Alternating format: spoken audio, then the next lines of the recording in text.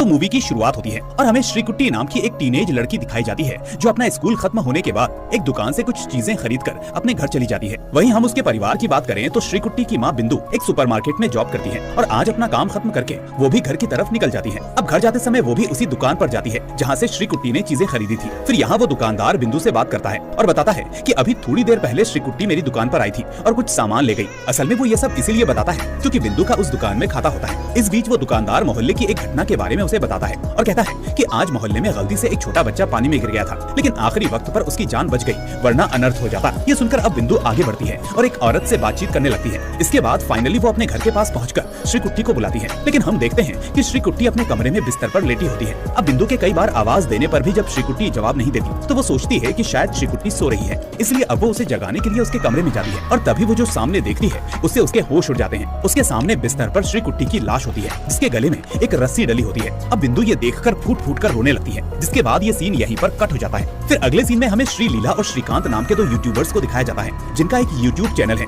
जहां वो real crime cases पर लोगों से उसी लोकेशन पर जाकर डिस्कशन करते हैं। फिलहाल हमें पता चलता है कि अभी ये दोनों ट्रू डिटेक्टिव नाम की एक सीरीज बना रहे हैं और अभी अभी इन्होंने उसका पहला एपिसोड बनाकर अपलोड किया है जिस पर उसके अच्छे खासे व्यूज आ रहे होते हैं। खैर, अब इसी दौरान उन्हें एक लॉयर के जरिए श्रीकुट्टी के केस के बारे में पता चलता है, जिसके बाद इस केस की इंक्वायरी करने के लिए ये दोनों श्रीकुट्टी के गाँव में पहुँच जाते हैं और वहाँ एक छोटा सा घर रेंट पर ले लेते हैं। फिर अगले ही दिन ये दोनों एक पुलिस ऑफिसर से मिलने जाते हैं उसका इंटरव्यू लेने के लिए। दरअसल ये वही पुलिस ऑफिसर होता है जिसने श्रीकुट्टी का केस लिया होता है। फिर वो बताता है कि मैं हाल ही में इस गांव में पोस्ट हुआ था और इस गांव में पोस्टिंग के 3 महीने बाद ही मुझे श्रीकुट्टी का केस मिला और ये केस अब तक मेरे लिए सरदर्द बना हुआ है क्योंकि इसमें लड़का लड़की दोनों ही माइनर हैं और दोनों का रिलीजन भी अलग अलग है। साथ ही वो बताता है कि श्रीकुट्टी का फादर यहाँ एक बड़ा पॉलिटिशियन है, इसलिए मुझ पर ऊपर से बहुत प्रेशर था। इसके अलावा अगर आपको कोई और डिटेल्स चाहिए तो श्रीकुट्टी का पोस्टमार्टम करने वाले डॉक्टर से मिल लीजिए। तो इसके बाद हम देखते हैं कि श्रीकांत और श्रीलीला उस फॉरेंसिक डॉक्टर से मिलने जाते हैं जिसने श्रीकुट्टी का पोस्टमार्टम किया था। वो डॉक्टर उन्हें बताता है कि श्रीकुट्टी की मौत फांसी से हुई, लेकिन वो उसने खुद नहीं लगाई बल्कि किसी ने रस्सी से उसका गला घोंट दिया। साथ ही वो बताता है कि श्रीकुट्टी की उम्र 16 साल थी और उसके बॉयफ्रेंड की उम्र 17 साल, लेकिन वो दोनों ही अक्सर फिजिकल रिलेशन में रहते थे। ऐसा मुझे पोस्टमार्टम से पता चला क्योंकि पोस्टमार्टम में उसकी बॉडी के अंदर कुछ सीमेंस के सैंपल्स मिले थे। तो श्रीकांत पूछता है कि ऐसा भी तो हो सकता है ना कि उस लड़के ने श्रीकुट्टी के साथ जबरदस्ती गलत काम किया हो। तो डॉक्टर कहता है कि नहीं, ऐसा नहीं था क्योंकि पोस्टमार्टम के हिसाब से वो अपनी मर्जी से फिजिकल हुई थी। हाँ, लेकिन ये हो सकता है कि फिजिकल होने के बाद दोनों में किसी चीज को लेकर झगड़ा हुआ हो। इसके बाद श्रीकांत पूछता है कि क्या वो डीएनए सैंपल्स उसी लड़के के थे। तो वो डॉक्टर कहता है कि हाँ, उसी लड़के के डीएनए सैंपल्स मुझे उस लड़की की बॉडी से मिले थे, लेकिन इसके अलावा कोई खास सबूत नहीं मिला। ये सुनकर श्रीलीला पूछती है कि अब वो लड़का कहाँ है, क्या उसने जुर्म कबूल कर लिया। तो डॉक्टर कहता है कि वो लड़का अभी जेल में है और उस दिन से अब तक वो कुछ नहीं बोल रहा। तो अब यही इन्फॉर्मेशन लेकर श्रीकांत और श्रीलीला वापस आते हैं और केस के बारे में सोचने लगते हैं, पर तभी उन्हें लगता है कि ऐसे अगर हम सभी से मिलेंगे तो केस की डिटेल्स इकट्ठा करने में बहुत वक्त लग जाएगा। इसीलिए वो दोनों फौरन श्रीकुट्टी के बॉयफ्रेंड के लॉयर से मिलने के बारे में सोचते हैं और उसे अपने पास बुलाते हैं। अब वो लॉयर इन दोनों के पास आता है और बताता है कि ये केस शुरू से ही कंट्रोवर्शियल रहा है। श्रीकुट्टी एक हिंदू है जबकि उसका बॉयफ्रेंड नियाज एक मुस्लिम है। वो कहता है कि श्रीकुट्टी का फादर एक बहुत बड़ा पॉलिटिशियन है और एक हिंदू कम्युनिटी पार्टी का मेंबर भी है, इसलिए मुझे लगता है कि नियाज को जानबूझकर फंसाया जा रहा है। तो श्रीकांत कहता है कि मुझे ऐसा नहीं लगता, मेरे हिसाब से तो इस केस में 90% चांस है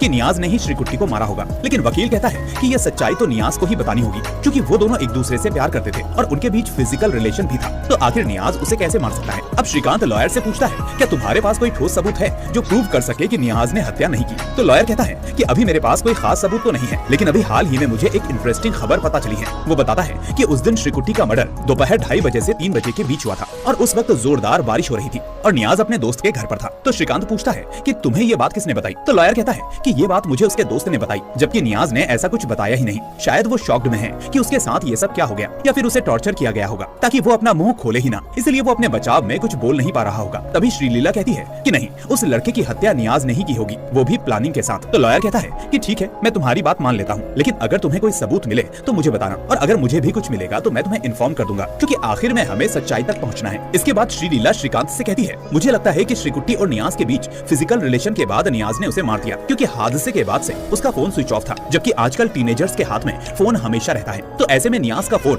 इतने घंटे तक स्विच ऑफ रहना शॉकिंग है। इसके बाद श्रीकांत और श्रीलीला श्रीकुट्टी की माँ बिंदु के पास जाते हैं और पूछते हैं कि आपको क्या लगता है कि आपकी बेटी को नियाज नहीं मारा होगा। तो बिंदु कहती है, मुझे नहीं पता था कि मेरी बेटी का बॉयफ्रेंड है, ये सब तो मुझे पुलिस ने बताया। मैंने तो ये भी सुना है कि वो लड़का 17 साल का है, माइनर है, इसलिए शायद वो बच जाए। आखिर मेरी बेटी को इंसाफ कैसे मिलेगा। इस पर श्रीकांत और श्रीलीला बिंदु को समझाते हैं कि आप रोइए मत, नियाज को सजा जरूर मिलेगी। इसके बाद ये दोनों श्रीकुट्टी के फादर का इंटरव्यू लेने जाते हैं। तो श्रीकुट्टी का फादर इनसे कहता है कि मेरी बेटी बहुत मासूम थी और उसे नियाज ने ही भड़काया था, इसलिए अगर वो जेल से बाहर आया तो मैं उसे मारकर खुद जेल चला जाऊंगा, लेकिन अपनी बेटी के कातिल को छोड़ूंगा नहीं। खैर, अब वापस आने के बाद श्रीकांत उसके फादर का वीडियो बार बार देखते हुए श्रीलीला से कहता है, मुझे लगता है कि श्रीकुट्टी के फादर ने इंटरव्यू में जो कहा वो सब झूठ है, बल्कि मुझे तो ऐसा लगता है कि शायद उसने ही अपनी बेटी को मार दिया होगा, क्योंकि वो ये सारी बातें बड़े कन्विक्शन के साथ बोल रहा था। वो कहता है कि शायद श्रीकुट्टी के पिता को पता चल गया होगा कि उसकी बेटी एक मुस्लिम लड़के नियाज से प्यार करती है, और ये पता चलते ही उसने सोचा होगा कि अगर ये बात उसकी कम्युनिटी में पता चली तो उसकी इज्जत की धज्जियां उड़ जाएंगी, इसलिए उसने अपनी इज्जत बचाने के लिए अपनी बेटी को मारकर इल्जाम नियाज पर डाल दिया होगा। तो ये सुनकर श्रीलीला भी कहती है कि हाँ,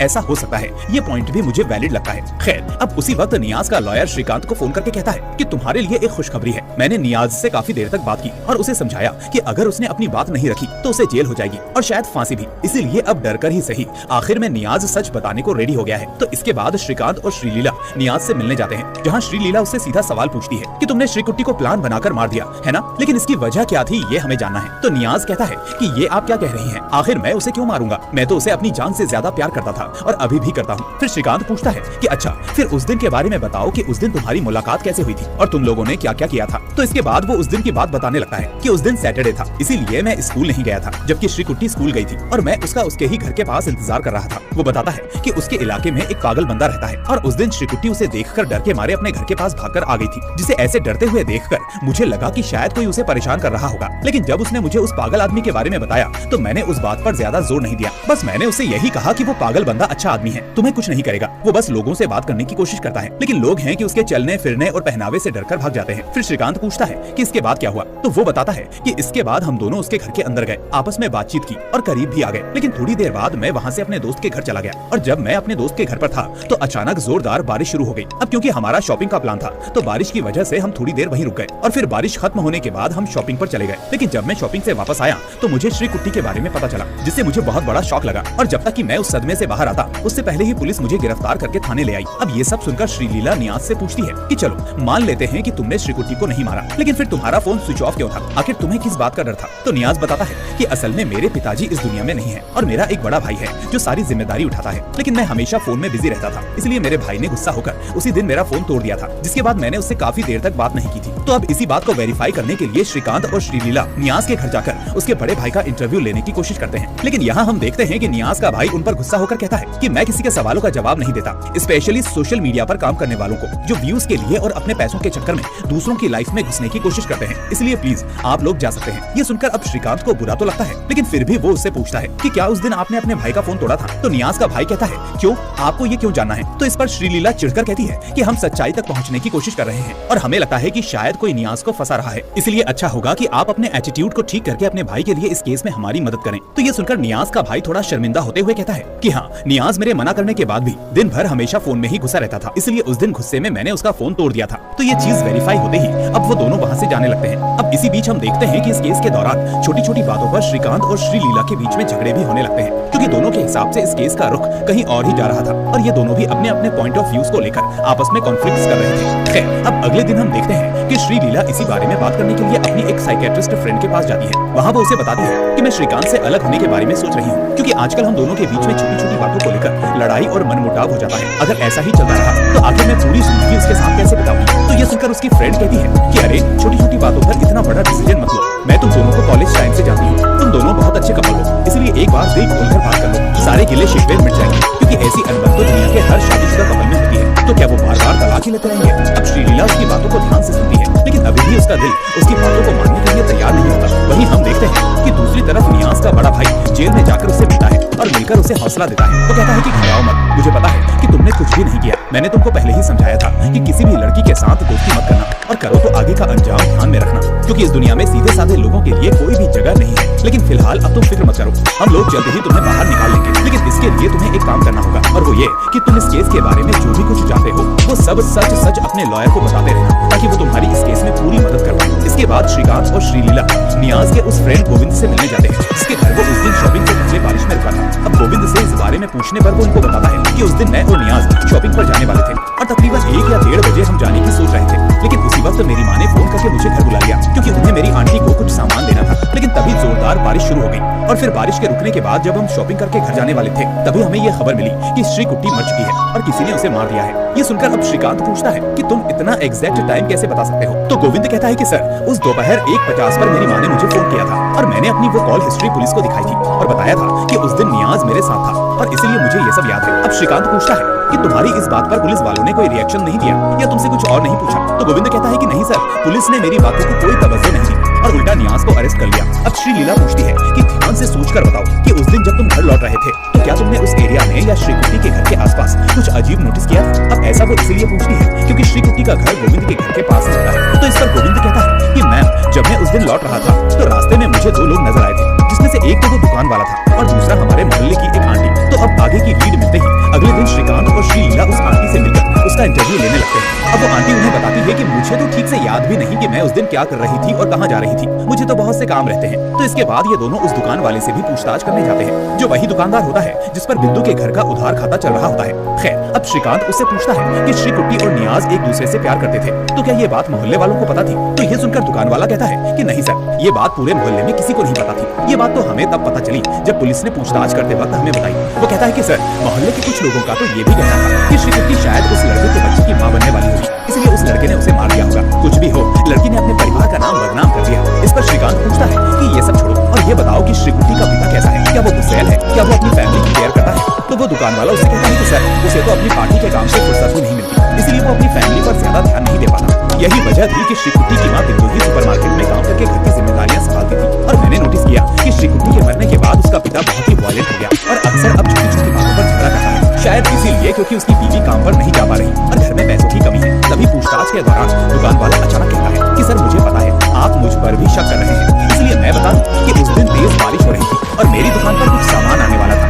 इसलिए मैं सामान लेने बाहर गया था। आप चाहो तो मेरे डीलर से पूछ सकते हैं। तो ये सुनकर श्रीकांत और श्रीलीला समझ जाते हैं कि इस दुकानदार का इस केस से कोई लेना देना नहीं है। इसके बाद श्रीकांत और श्रीलीला उससे पूछताछ करके आगे बढ़ते हैं और तभी उसी मोहल्ले का वही पागल बंदा श्रीलीला को देखकर उसका मजाक उड़ाने लगता है, जिससे श्रीलीला डर जाती है और इससे ये दोनों अंदाजा लगा लेते हैं कि नियाज ने ये बात सच बोली होगी कि उस दिन इसी पागल से डरकर श्रीकुट्टी भागकर अपने घर की तरफ आई थी। यानी नियाज जब ये सच बोल रहा है तो उसकी बताई हुई बाकी चीजें भी सही हो सकती हैं।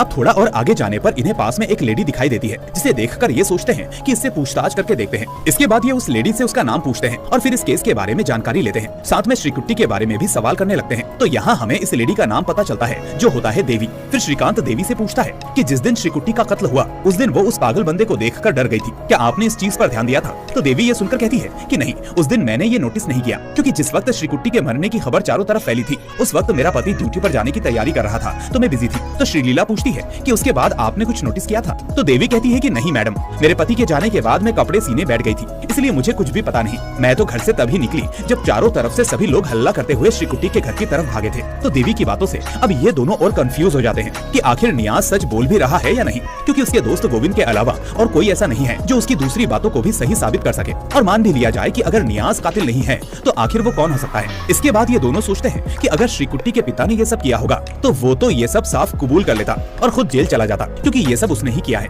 खैर, अब उसी शाम श्रीकांत और श्रीलीला एक लड़के से मिलते हैं जो इसी गांव का था और जिसको इन्होंने एक खबरी की तरह इस गांव में चीजों का पता करने के लिए हायर किया था। अब ये लड़का इनको बताता है कि सर, वो देवी का हस्बैंड सुब्रमण्यम और श्रीकुट्टी के फादर के बीच हमेशा झगड़े होते रहते थे। गांव वालों को ये सब पता है, लेकिन किसी ने इस बारे में जिक्र नहीं किया क्योंकि कोई सुब्रमण्यम से पंगा लेना नहीं चाहता। आखिर उसके पॉलिटिशियंस के साथ अच्छे रिलेशन जो हैं। अब श्रीकांत पूछता है कि आखिर उन दोनों के बीच में किस बात को लेकर झगड़ा है? तो वो लड़का बताता है कि सर, असल में उनकी कम्युनिटी में जो पोस्ट सुब्रमण्यम को मिलनी चाहिए थी वो श्रीकुट्टी के फादर को मिल गई, जिसके बाद धीरे धीरे दोनों में दुश्मनी सी हो गई। अब श्रीलीला पूछती है कि इसके अलावा तुम्हें और कोई लीड मिली? तो वो लड़का कहता है कि नहीं मैडम, इसके अलावा कोई बात नहीं है, लेकिन हाँ, पूरे गाँव में लोग अपने अपने धर्म के हिसाब से इस केस को देख रहे हैं। मुस्लिम कह रहे थे कि श्रीकुट्टी के पिता ने उसको मारा, जबकि हिंदू कह रहे हैं कि नियाज ने ही उस लड़की को मारा होगा। इसके बाद अगले दिन श्रीकांत और श्रीलीला देवी के हस्बैंड सुब्रमण्यम से मिलने जाते हैं, जहां सुब्रमण्यम उनसे कहता है कि हाँ, ये सच है कि मेरे और श्रीकुट्टी के फादर के बीच में झगड़े होते थे और अभी भी हो जाते हैं, लेकिन ये दुश्मनी इतनी बड़ी नहीं है कि उसकी बेटी को ही मैं मार दूं। मेरा कोई बच्चा नहीं है, इसलिए मैं समझता हूँ कि बच्चे का होना माँ बाप के लिए कितना मायने रखता है। वहीं दूसरी तरफ हम देखते हैं कि मुस्लिम कम्युनिटी के कुछ बड़े लोग नियाज के घर आकर उसकी माँ और बड़े भाई को हौसला देते हैं कि आप लोग फिक्र मत करो, हम आपके साथ हैं। लेकिन इस पर नियाज का बड़ा भाई उनसे कहता है कि सर प्लीज ये हमारा घर का मामला है, इसे आप रिलीजन का मुद्दा मत बनाइए और हमारी फैमिली को लेकर पॉलिटिक्स मत कीजिए, इसलिए मेरी आपसे रिक्वेस्ट है कि आप लोग यहाँ से चले जाइए। बाकी आपने हमदर्दी जताई, इसके लिए मैं आपका शुक्रिया अदा करता हूँ। तो ये सुनकर वो लोग उसकी बात पर भड़क जाते हैं और कहते हैं कि एक तो हम लोग तुम्हारी मदद करने आए हैं क्योंकि दूसरा पक्ष तुम्हारे भाई को दबाया जा रहा है, ऊपर से तुम उल्टा हम पर ही गुस्सा कर रहे हो। इस तरह गुस्सा होकर वो लोग वहाँ से चले जाते हैं। फिर उसी शाम नियाज का लॉयर श्रीकांत और श्रीलीला को एक कैफे में मिलने बुलाता है। वहाँ वो उन्हें बताता है कि मैंने दोबारा फॉरेंसिक डॉक्टर से बात की थी और उसे अपनी इन्वेस्टिगेशन में पता चला है कि श्रीकुट्टी के घर के पास किसी ने मिर्ची का पाउडर डाला था ताकि पुलिस के कुत्तों को भड़काया जा सके। लेकिन हैरानी की बात यह है कि उस मिर्च के डिब्बे पर कोई फिंगरप्रिंट्स नहीं मिले हैं और उससे भी शॉकिंग बात यह है कि ये जानकारी असल में एफआईआर कॉपी में नहीं थी। ये सब मुझे उस डॉक्टर ने बताया फॉरेंसिक लैब में रखे हुए सैंपल को देखकर। आगे वो बताता है कि अगर मैं इस सबूत को रजिस्टर करवाऊंगा तो नियाज को इस केस में प्लस पॉइंट मिल जाएगा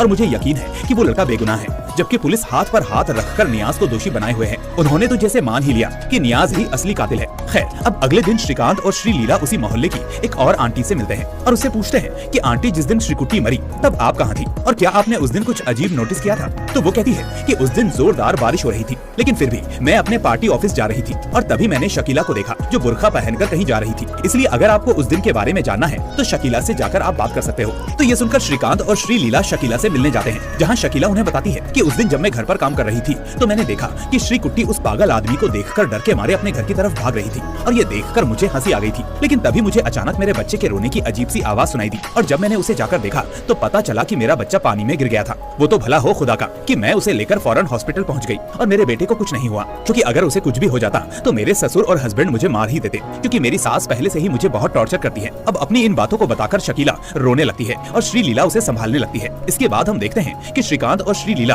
अब तक रिकॉर्ड किए गए सारे स्टेटमेंट्स एडिट करके अपने यूट्यूब चैनल पर अपलोड करते हैं और फिर ये वीडियो पूरे यूट्यूब के साथ साथ उस इलाके के लोगों के बीच फैल जाती है। और फिर उस वीडियो को देखने के बाद शकीला की सास को अपने ऊपर बहुत अफसोस होता है और वो उसे फोन करके सॉरी बोलती है और कहती है कि आज के बाद मैं तुम्हें कभी तंग नहीं करूंगी। खैर, तो दोस्तों इसके बाद मूवी में जो कुछ भी होता है उससे ये मूवी एक दूसरी करवट ले लेती है, क्योंकि अब अगले दिन हम देखते हैं कि श्रीकांत अचानक श्रीलीला के पास एक बुरी खबर लेकर आता है, जहाँ वो उसे बताता है कि हम जिस देवी नाम की औरत से उस दिन मिले थे अभी अभी मुझे पता चला है कि वो अब इस दुनिया में नहीं रही, लेकिन पुलिस को उसके पास से एक लेटर मिला है जिसमें देवी ने इस केस से रिलेटेड कुछ बातें लिखी हैं और अब मैं उसी लेटर को लेकर मैं यहाँ आया हूँ। ये सुनकर श्रीलीला के होश उड़ जाते हैं और वो कहती है कि फौरन इस लेटर को पढ़ो कि इसमें लिखा क्या है। इस तरह अब श्रीकांत उस लेटर को पढ़ने लगता है, जिसके बाद सीन यहाँ से फ्लैशबैक में चला जाता है। अब यहाँ हमें पता चलता है कि दरअसल देवी और सुब्रमण्यम की शादी को 10 साल हो चुके होते हैं, लेकिन इस बीच अभी तक इनकी कोई संतान नहीं हुई होती और इसी वजह से देवी के ससुराल वाले और उसका हस्बैंड उसे बहुत परेशान करते हैं और बात बात पर उसके ऊपर तंज कसते हैं। तभी रिलेटिव्स में से उन्हें एक आदमी डॉक्टर के पास चेकअप करवाने की सलाह देता है ताकि पता चल सके कि आखिर कमी किसमें है और फिर उसका इलाज हो सके। अब मर्द होने की वजह से देवी का हस्बैंड अपना चेकअप करवाने से मना कर देता है, क्योंकि उसे डर था कि उसमें कमी हुई तो लोग उसका मजाक उड़ाएंगे और समाज में उसकी नाक कट जाएगी। वेल दोस्तों, ऐसे आदमी को मर्द नहीं नामर्द कहना चाहिए जो खुद इस चीज से डरता हो और अपनी बीवी को इसके बारे में सुनाता हो। इस तरह अब वो अपनी बीवी यानी देवी को अपनी टेस्टिंग करवाने के लिए फोर्स करता है, जिसके बाद एक दिन टेस्टिंग करवाने के लिए देवी हॉस्पिटल चली जाती है। इसके बाद रिपोर्ट्स आने पर पता चलता है कि देवी की किस्मत ही खराब थी, क्योंकि सारी प्रॉब्लम असल में देवी में ही निकलती है और ये पता चलते ही उसका हस्बैंड उस पर और हावी हो जाता है और उसे बात बात पर काम को लेकर ताने मारने लगता है कि तुम मुझे कभी बच्चा नहीं दे सकती तो कम से कम ढंग से घर के काम तो कर लो। और अब रोज रोज इन तानों को सुनकर देवी मायूस हो जाती है और कभी कभी ढंग से खाना भी नहीं खाती और मेंटली इल होने के साथ साथ फिजिकली वीक भी होने लगती है। फिर इसी दौरान एक दिन शकीला उनकी कॉलोनी में आती है, जिसकी हाल ही में शादी हुई होती है। इसके बाद देवी देखती है कि 1-2 महीने में ही शकीला माँ बनने वाली होती है और ये देखकर वो बहुत खुश होती है, क्योंकि वो जानती थी कि माँ बनना कितना सुखद एहसास होता है। इसलिए वो इसी एहसास को बांटने के लिए शकीला के घर जाकर उसकी सास से पार्टी मांगती है कि आंटी अब तो आप दादी बनने वाली हैं, फंक्शन कब करोगे, लड़का हुआ तो क्या और लड़की हुई तो क्या नाम रखोगे। ये कहते हुए वो ऐसी खुश होती है जैसे वो अपने बच्चे के बारे में बात कर रही हो। लेकिन भला हो शकीला की सास का, जो ये सोचने लगती है कि कहीं देवी उसकी बहू को नजर ना लगा दे, इसलिए वो उल्टा उससे कहती है कि बच्चा हमारे घर में आएगा तो तुम क्यों इतना उछल रही हो, जरा बताओगी। तो देवी इस बात पर चुप हो जाती है, क्योंकि उसे ऐसे शब्दों की उम्मीद नहीं थी, इसलिए वो इसके बाद एक शब्द नहीं कहती। लेकिन शकीला की सास आगे बोलती है कि आजकल के लोगों को अपने दुख से ज्यादा दूसरों की खुशी से जलन होती है, खुद के घर में तो चिराग जला नहीं, दूसरों के घर में अंधेरा करने आ गए, बड़ी आई पार्टी मांगने। ये सुनकर देवी का दिल बुरी तरह से टूट जाता है और उसे बहुत बुरा लगता है। इसके बाद शकीला की माँ यही बात पूरे मोहल्ले में कह देती है कि देवी की नजर बहुत बुरी है, खुद को बच्चा नहीं हुआ इसलिए दूसरों के बच्चों को नजर लगाती है, तो तुम अपने बच्चों को उससे दूर रखना। इस तरह हम देखते हैं कि मोहल्ले वाले भी देवी को नीची निगाहों से देखने लगते हैं और अपने बच्चों को उसके आसपास भी भटकने नहीं देते। अब इससे होता यह है कि देखते ही देखते देवी डिप्रेशन में चली जाती है और लोगों से मिलना जुलना तो दूर, घर में भी बात करना बंद कर देती है। फिर कुछ महीनों बाद जब शकीला को बेटा होता है तो उनके घर में खुशियां छा जाती हैं। तो देवी के घर वाले उसे वापस ताने मारने लगते हैं, जो कुछ महीनों से शांत थे, या कहो कि इसके हैबिचुअल हो गए थे। फिर ये सब देखकर देवी अंदर ही अंदर घुटने लगती है और धीरे धीरे एक साइको की तरह बनने लगती है। अब देवी सोचने लगती है कि शकीला के बच्चे को देखकर ही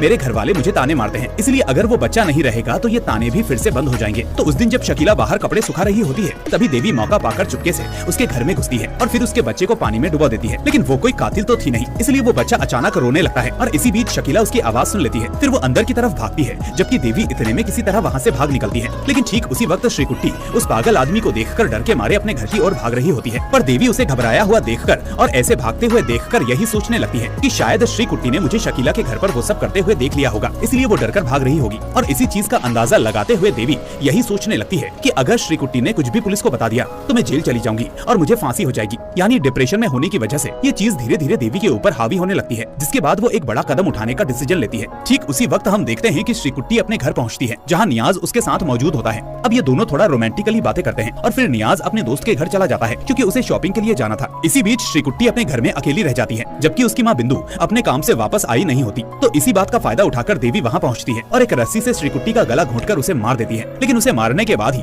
ये चीज उसके दिमाग पर और हावी हो जाती है क्योंकि वो ऐसा करना नहीं चाहती थी, लेकिन गुस्से में उससे ये सब हो गया। यानी एक तरह से वो बीमार थी और उसे नहीं पता था कि उसके साथ ये सब क्या हो रहा है। फिर उस दिन की घटना के बाद से देवी और ज्यादा डिप्रेशन में चली जाती है और धीरे धीरे उसका गिल्ट बढ़ता जाता है। अब उसे महसूस होने लगता है कि मैंने एक छोटे से बच्चे को मारने की कोशिश की और फिर उसके चक्कर में श्रीकुट्टी को मार दिया, लेकिन अब मैं ये सारे पाप नहीं उठा सकती। और ऐसा सोचकर वो खुद को खत्म कर लेती है और ऐसा करने से पहले ये लेटर लिख लेती है ताकि सभी को सच्चाई का पता चल सके। वेल, अब प्रेजेंट में श्रीकांत और श्रीलीला इन सारी बातों को अपने चैनल पर वीडियो बनाकर अपलोड करते हैं और सच्चाई जानकर श्रीकुट्टी के पेरेंट्स बहुत दुखी होते हैं। यहाँ हम ये भी देखते हैं कि बिंदु ने कई बार देवी के डिप्रेशन को महसूस तो किया था, लेकिन कभी उससे खुलकर बात नहीं की थी, वो भी ये सोचकर कि ये उसके घर का मामला है तो मैं क्या बात करूं और क्या समझाऊं। खैर, इसके बाद नियाज बाइज्जत बरी हो जाता है और इस केस के दौरान श्रीकांत और श्रीलीला के बीच भी वापस से बहुत अच्छी अंडरस्टैंडिंग हो जाती है और इसी के साथ ये मूवी यही दी एंड हो जाती है। तो दोस्तों, अब आपसे एक सवाल करता हूँ कि आखिर इन मौतों का असली जिम्मेदार कौन था? क्या देवी इसके लिए सबसे बड़ी जिम्मेदार थी या फिर ये समाज और इसमें रह रहे मतलबी और ईर्ष्यालु लोग इसके जिम्मेदार थे?